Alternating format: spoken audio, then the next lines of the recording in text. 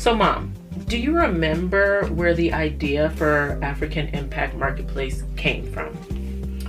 Well, it kind of evolved out of what we've done with Omega.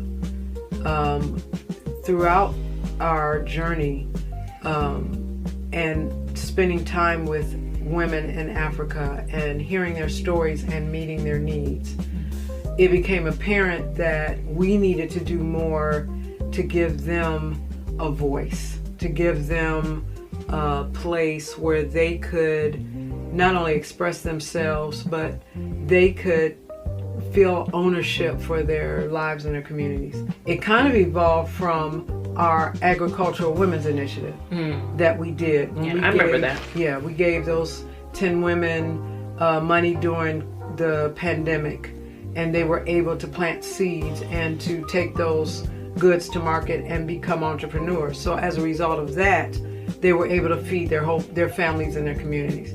And so between that and then, if you remember when we had the women's conference and the women came and I walked into the room and there were all these women sitting at sewing machines.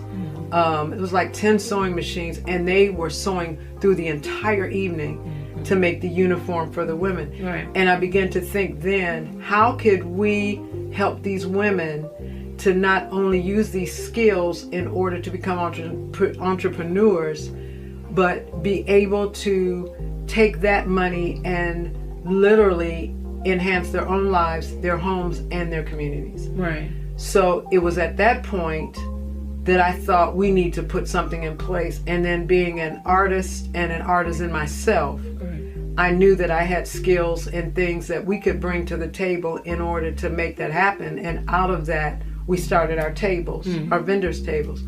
And it has grown exponentially. And as a result of that, here we are with African Impact Marketplace.